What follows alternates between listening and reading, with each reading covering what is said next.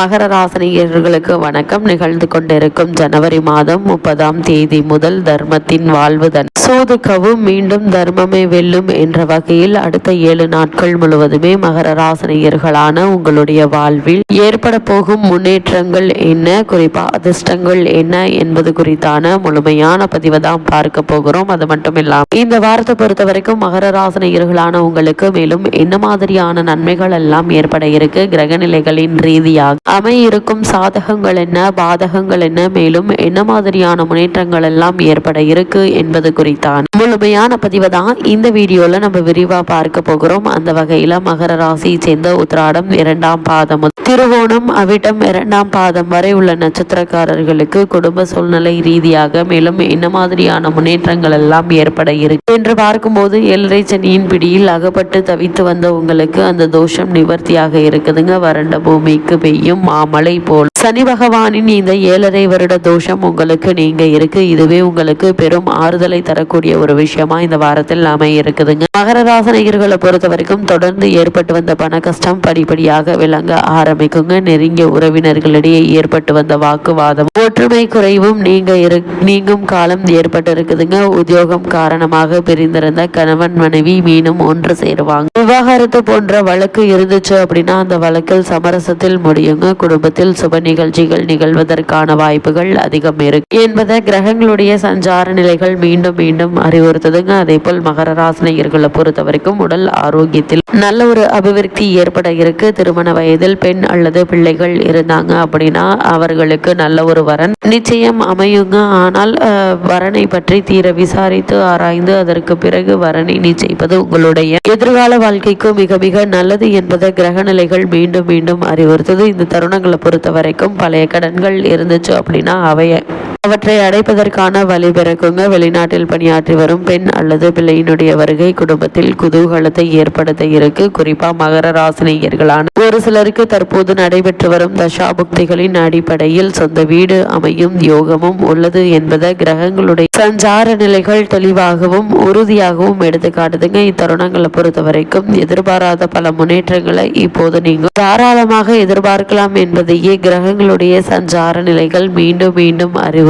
மகர ராசினியர்களுக்கு குடும்பத்தில் ஏற்பட்டு வரும் பிரச்சனைகளுக்கு நல்ல ஒரு தீர்வு கிடைக்க இருக்குதுங்க. கணவன் மனைவி ஒருவருக்கொருவர் விட்டு கொடுத்து அனுசரித்து நடந்து கொள்வது தேவையில்லாத வீண் பிரச்சனைகள் ஏற்படாமல் இருக்க உதவிகரமாக இருக்கும் என்பதையும் கிரகங்களுடைய சஞ்சார நிலைகள் மீண்டும் மீண்டும் உங்களுக்கு அறிவுறுத்துதுங்க. இத்தருணங்களை பொறுத்த வரைக்கும் மகர ராசினியர்களுக்கு இவ்வளவு நாட்களாக தடைபட்டு வந்த பல காரியங்கள் இப்போது துரிதமாக நடைபெற்று நல்ல ஒரு முன்னேற்றம் உங்களுடைய வாழ்வில் நிச்சயம் ஏற்படும் என்பதை உறுதியளிக்குது. மகர ராசி உத்தியோகஸ்தர்களுக்கு இந்த வாரம் முழுவதுமே மேலும் என்ன மாதிரியான நன்மைகள் எல்லாம் உங்களுடைய வாழ்வில் ஏற்பட இருக்கு என்று பார்க்கும்போது உத்தியோகத்தில் நல்ல ஒரு மாறுதல் ஏற்படுவதை அனுபவத்தில் பார்க்கலாங்க. உங்களை கண்டாலே முகம் சுளிக்கும் மேலதிகாரிகள் வரும். இடமாற்றம் செய்யப்படுவதால் இனி நிம்மதியாக உங்களுடைய பணிகள்ல கவனத்தை செலுத்தலாங்க. அதே போல சிலருக்கு வேலையில் நல்ல ஒரு மாற்றம் ஏற்பட இருக்கு என்பதை கிரகநிலைகள் குறிப்பிட்டு காட்டுது. வெளிநாடு சென்று பணியாற்ற வேண்டும் என்ற விருப்பம் உள்ளவர்கள் அதற்கான முயற்சிகளை இப்போது தாராளமாக முயற்சிக்கலாங்க. எளிதில் வெற்றி கிடைக்க இருக்க தற்காலிக பணிகள் உள்ள அன்பர்களுக்கு பணி நிரந்தரம் செய்யப்படுவதற்கான வாய்ப்புகள் அதிகம் இருக்கு. இவ்வளவு நாட்களாக காரணமே இல்லாமல் உங்களுக்கு மறுக்கப்பட்டு வந்த பதவி உயர்வு,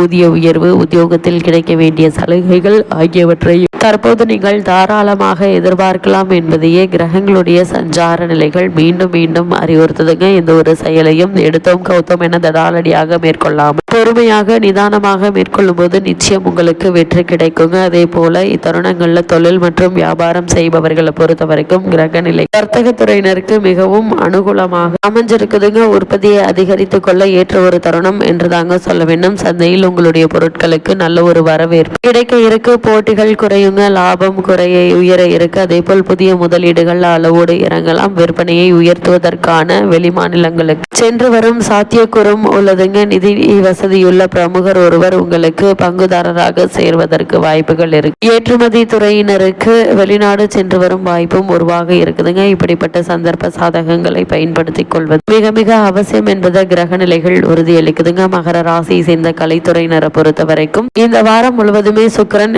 உங்களுக்கு ஆதரவாக சஞ்சரிப்பதால் வாய்ப்புகள் அதிகரிக்கும். ஒரு சில வெளிநாடுகளுக்கு சென்று அங்கு நிகழும் கலை நிகழ்ச்சிகள்ல பங்கேற்கும் வாய்ப்புகள் உருவாக இருக்குதுங்க. உங்களுடைய வருமானத்தை உயர்த்தி கொள்ள அரிய ஒரு சந்தர்ப்பம் என்று தாங்க சொல்ல வேண்டும். உங்களுடைய பொருளாதார நிலையை சரி செய்து கொள்ள இக்காலகட்டங்கள் வழிபிறக்குங்க. மக்களிடையே பெயரும் செல்வாக்கும் உயர இருக்கு. அரசியல் துறையினரை பொறுத்த வரைக்கும் அரசியல் துறையை தனது ஆதிக்கத்தில் கொண்டுள்ள சுக்கிரன் இத்துறைக்கு சம்பந்தப்பட்ட இதர கிரகங்களும் சுபபலம் பெற்று சஞ்சரிப்பதால் கட்சியில் ஆதரவு பெருகுங்க. அதே போல் உயர்மட்ட தலைவர்கள் உங்களுடைய கருத்துக்களுக்கு செவி சாய்ப்பாங்க. தசாபுக்திகள் ஆதரவாக இருக்கும் பட்சத்தில் கட்சி சார்பாக வெளிநாடு ஒன்றிற்கு சென்று வரும் சாத்தியக்கூறுகள் இருக்குதுங்க. இதன் காரணமாக கட்சியில் உங்களுடைய செல்வாக்கு உயர இருக்கு. நிகழ இருக்கும் 2026 சட்டமன்ற தேர்தலில் உங்களுக்கு முக்கிய பொறுப்போ அல்லது பதவியோ கிடைப்பதற்கான வாய்ப்புகள் அதிகம் இருக்கு என்பதை கிரகங்களுடைய சஞ்சார நிலைகள் மீண்டும் மீண்டும் அறிவுறுத்தது. மகர ராசியை சேர்ந்த மாணவ மாணவியருக்கு நிகழ்ந்து கொண்டிருக்கும் ஜனவரி மாதம் 30ஆம் தேதி முதல் அடுத்த 7 நாட்கள் வரை மேலும் என்ன மாதிரியான நன்மைகள் எல்லாம் உங்களுடைய வாழ்வில் ஏற்பட இருக்கு என்று பார்க்கும்போது கல்வித்துறைக்கு ஆதிபத்தியம் கொண்டுள்ள புதன் உள்ளிட்ட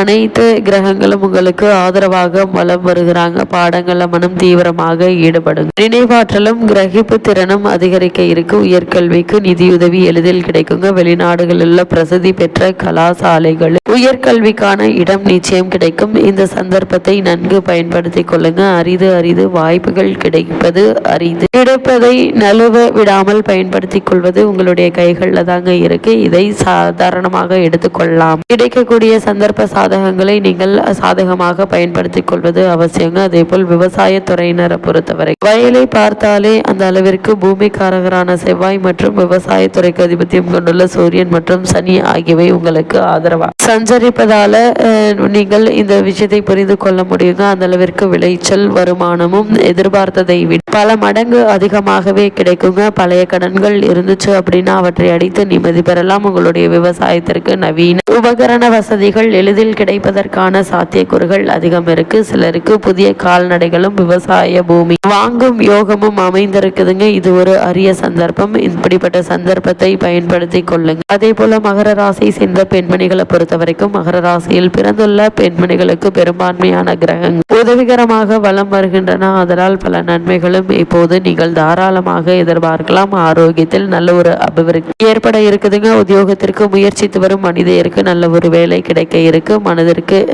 திருமணத்திற்காக காத்துள்ள கண்ணியருக்கு மனதிற்கு உகந்த வரன் அமை இருக்குதுங்க. அதே போல் பெண்மணிகளை பொறுத்த வரைக்கும் இக்காலகட்டங்கள்ல கிடைக்கக்கூடிய சந்தர்ப்ப சாதகங்களை பயன்படுத்தி கொள்ளுங்க. அதே போல் இத்தருணங்கள்ல உடல் ஆரோக்கியத்தில் கவனமாக இருங்க. கைப்பணத்தை திட்டமிட்டு செலவு செய்யுங்க. பிறர் பிரச்சனையில் உங்களை ஈடுபடுத்திக் கொள்ள வேண்டாம். நீங்கள் உங்களுடைய வேலை உண்டு என்றிருப்பது மிக மிக நல்லதுங்க. அதே போல தேவையில்லாத வீண் அனாவசிய செலவுகளை மேற்கொள்ள வேண்டாம். அவசிய செலவுகளை மட்டும் மேற்கொள்வது மிக மிக நல்லது என்பதை கிரகநிலைகள் மீண்டும் மீண்டும் உங்களுக்கு அறிவுறுத்தது. தருணங்களை பொறுத்த வரைக்கும் கிரகநிலைகளின் ரீதியாக கூறப்படும் பரிகாரம் என்ன என்று பார்க்கும்போது உங்கள் வீட்டின் பூஜை அறையிலோ அல்லது அருகிலுள்ள திருக்கோவில் ஒன்றிலோ சனிக்கிழமை தோறும் மாலையில் எண்ணெய் தீபம் ஒன்று ஏற்றி வந்தால் போதுங்க. அளவற்ற நன்மைகள் உங்களுடைய வாழ்வில் ஏற்படும். தினமும் ஒரு இலைக்கோ அல்லது பசுவிற்கோ உணவளித்து வந்தாலும் நல்ல பலன் கிடைக்குங்க.